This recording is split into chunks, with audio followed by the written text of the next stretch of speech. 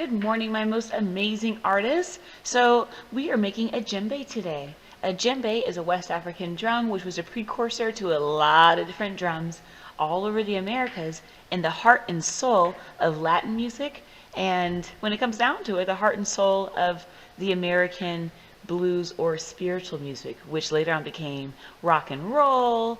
It became popular music, rhythm and blues, soul, and kind of is the beating heart of America when you think about it. So, you ready to get that beat?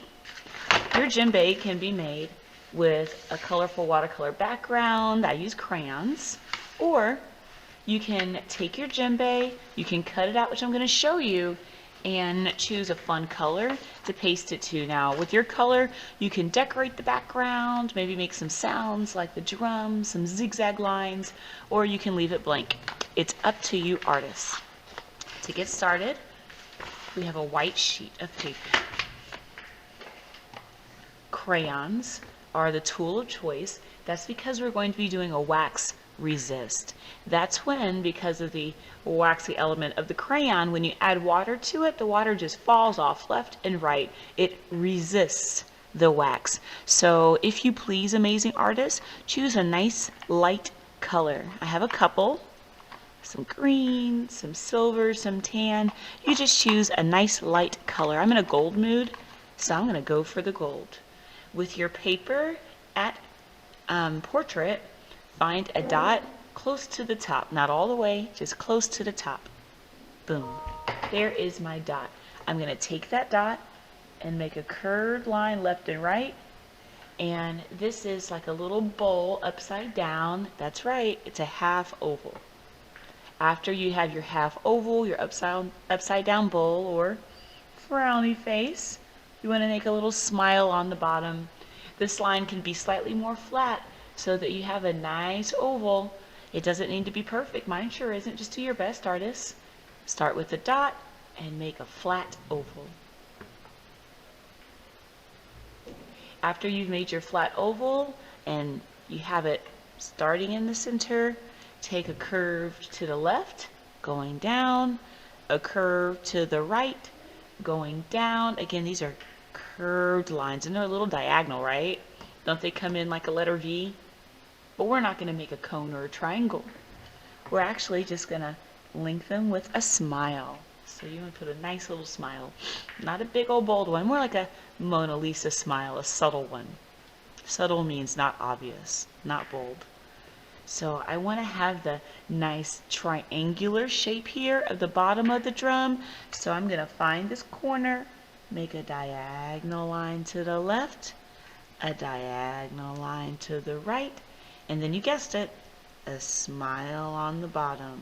A nice Mona Lisa smile, a subtle smile. So it's a curved line.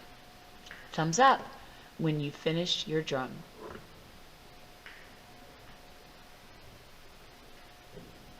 Now that we have the basic form all done, artists, it's time for you to decorate it with lines, patterns, and shapes that you're interested in. I have some shapes and patterns that I could show you, but you could also just make them up. In our presentation, you may have noticed that there's a pattern called kente. Remember the kente patterns in our presentation? Maybe you do, maybe you don't. This is a good time to add some of those patterns to your drum. I'm going to make a horizontal line and some vertical ones. That's a good start. If you want to do what I did, go ahead.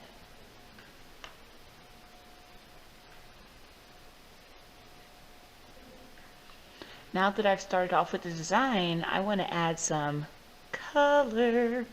Now, Miss Johnson loves some color. I know you do too. Most people do. How about some fun green horizontal lines and some patterns, top and bottom, inside those spaces? Sure. You don't like that? That's okay. I don't take any offense. You put the lines that you like. You put the patterns that you're interested in. Oh, I love how bright that color is. What do you think about that? I like orange also. I'm going to have to add a little orange to my work. Big orange fan. Kind of like a red orange. That's lovely. I think I want to add some darker green. Maybe some smaller zigzags? Sure.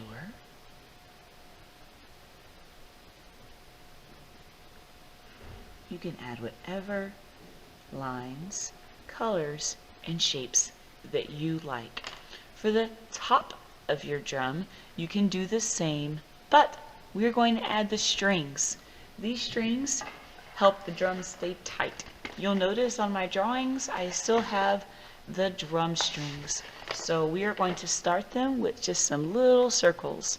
Choose any old color. I like green. Put one dot on one side, one dot on the other. And then put two little dots in between those first two. And you'll probably get 4 dots. Once you've gotten 4 dots, go back to one of your amazing light colors and add strings. These strings follow the contour of the drum. That means they follow the shape. We know that this is a flat piece of paper, but we want it to have the feeling, the texture of being round and curvy with beautiful carved designs. So that's why we're adding the lines this way. Have you made your 1, 2, 3, 4, 5, 6, 7, 8 strings to hold your drum tight? If you have, you can start adding some fun patterns in the middle. Whatever patterns you think look good. Miss Johnson is an obvious zigzag fan. I like to add my lines in a curvier way because it kind of follows the contours of the drum, makes it seem round. Let's see. Ooh, this line has a slant to it, so I'm going to make one on the other side that has a slant too, just for fun. Just for fun. What kind of lines, colors, and shapes do you think will make the top of your drum stand out? I could put some triangles in here.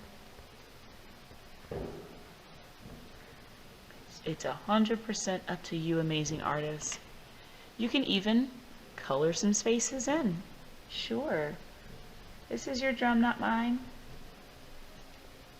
Who's the artist? That's right, you are. So even though Miss Johnson is going to show you how to start, I can't show you how to finish. Once you've gotten some spaces filled in, some lines and colors and shapes that you're attracted to, you are ready to watercolor paint. So let's get our watercolors ready. There are 2 ways to finish this project. You can fill in the drum and cut it out, or you can color in the whole piece of paper. So it's up to you. This one I'm just going to paint. Remember, put your brush in the water, swish, swish, swish, but you don't want any water dripping out. You just want it nice and wet. I'm going to choose this dark reddish tone, and I'm just going to start filling in my drum. Notice that I don't have to stay inside the lines unless I really want to, because this is a wax resist. It means that the crayon always stands out. No matter what I do, the crayon is going to stand out. That's the fun of a wax resist. So I can go right over these lines. They won't disappear. Not with watercolors, they won't. I can fill in the space randomly. I know some of you are going to want to make certain parts stand out. That's an excellent idea. So you just paint it the way that you like.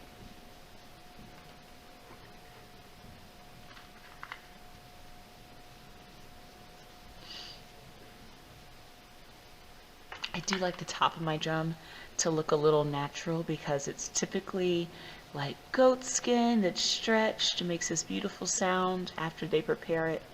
So I do like to use a light brown, but amazing artists, it's up to you. Miss Johnson doesn't have a one-way coloring look. It's all up to you. Okay. So once it's filled in, you have 2 choices. You can paint the background. Let me show you how to make a wet on wet.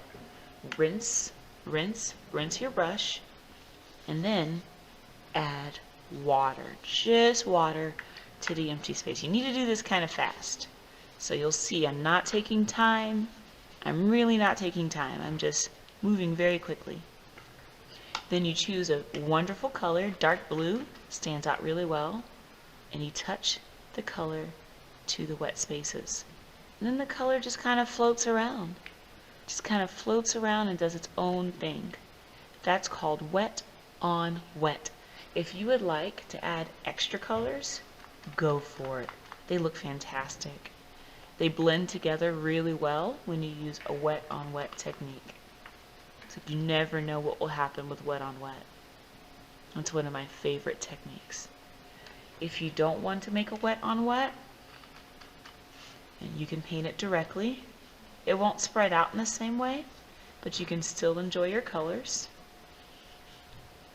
If you would like to draw on this paper to make some background details, how about drum marks? I'm going to make these marks all the way around the drum. So that way, it's like sound bursting from the top of the drum. And then I'm just going to paint over them. You see how that wax resist works? Yeah, your lines stay no matter what you do. So I'm going to take this one away and show you my finished work. This was my wet on wet. This one I just drew and I'm going to cut it out.